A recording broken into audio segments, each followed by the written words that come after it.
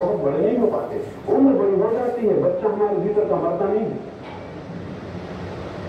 पूछना चाहते हैं जमीन कैसे बनी होगी, किस चीज पर थमी हुई है, बच्चे पूछते हैं, हम पूछते हैं, हम पूछते चले जाते हैं। लेकिन जब तक आपने मुमुक्षा पैदा नहीं किया, तब तक आपका बच्चा समाप्त नहीं होता। जिज्ञासा बालपन है, मुमुक्षा मुमुक्षुत्व प्रौढ़ता है, वो है जब आप पहली दफा प्रौढ़ बनते, जब आप जानने के लिए उत्सुक नहीं हो जाते, बहुत जब आप होने के लिए उत्सुक हो जाते। जानना केवल इच्छा है और होना फिर संकल्प को मानता है।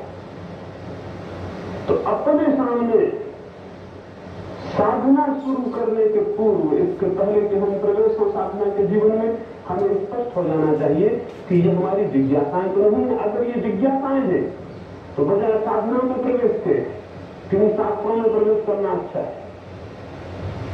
अगर ये जिज्ञासाएं हैं तो बजाय साधना में या योग से संबंधित होने के किसी पुस्तकालय में बैठ कर अध्ययन करना अच्छा है। आपको ये भी समझा दूं, पश्चिम की जो फिलोसफी है वो जिज्ञासा है और पूरब का जो दर्शन है वो जिज्ञासा नहीं है। इसलिए पश्चिम की फिलोसफी और पूरब की फिलोसफी जमीन आसमान के फासले पर है, उनका कोई संबंध नहीं। इसलिए पश्चिम की फिलोसफी का जो आनुषांगिक अंग है वो तर्क और लॉजिक है, और पूरब के दर्शन का जो आनुषांगिक अंग है वो तर्क और लॉजिक नहीं है, वो योग और साधना।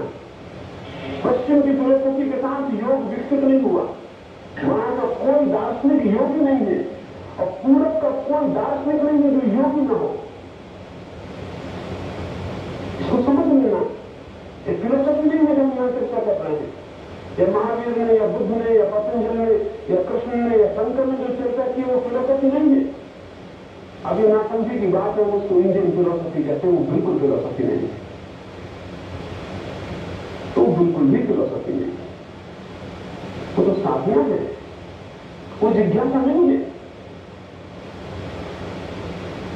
वो तो इस बात की चेष्टा है कि हम परिवर्तित होना चाहते हैं, हम कुछ और होना चाहते हैं, जो है वो योग नहीं है, हम कुछ और होना चाहते हैं। वो एक गहरा संकल्प है, एक पूरी अंतरात्मा का दिल, एक पूरी अंतरात्मा का इकट्ठा होकर ये संकल्प करना कि मैं जैसा हूं वो व्यर्थ हूं और मुझे सार्थक होना है।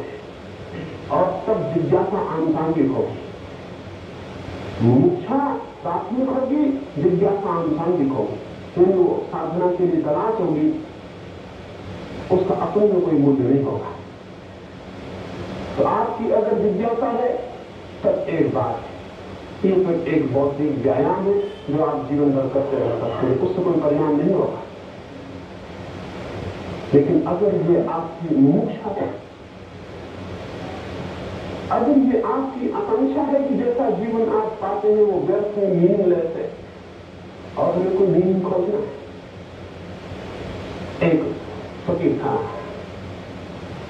वो स्नान करने सुबह सुबह निकला, किसी ने रास्ते पर पूछा कि ईश्वर है क्या? वो रास्ते पर नहाने जा रहा है, किसी ने पूछा ईश्वर है क्या? उसने कहा जानना चाहते हो कि सुनना चाहते हो? आपसे भी पूछा होता तो आप कहते थे जानने चाहते हैं। उसने भी कहा जानने चाहते हैं। वो फकीर हंसने लगा, बोला अगर जानने चाहते हो तो मेरे साथ हो लो, स्नान कर लो, तुम भी स्नान कर लो, फिर समझ लेंगे, फिर हम तुम्हें जना देंगे, बता देंगे। तो दोनों स्नान करने, उसने जब फकीर और वो दोनों नदी में गए और वो जिसने जिज्ञासा की थी वो नदी में डूबा, वो फकीर ने उसकी गर्दन पानी के भीतर दबा दी।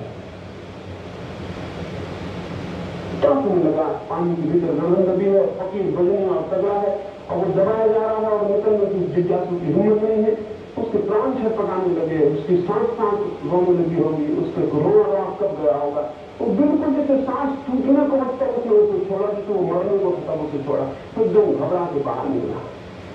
उसकी आंखें लाल हो गई, उसके हाथ पर कप रहे हैं। हैरान हुआ कि फकीर तो हम ईश्वर को जानने को कहते थे और ये तो मृत्यु का साक्षात करवा दिए देते थे। उसने फकीर को कहा कि क्या करते हैं आप, होश में हैं या पागल हैं? उस फकीर ने कहा मैं तो होश में हूं और तुमने पूछा उसका उत्तर दे रहा हूं। ये पूछना है जब मैं तुम्हारी गर्दन को पानी के भीतर दबाया था तो तुम्हें क्या हुआ? तो आज ये तो पूछने की बात,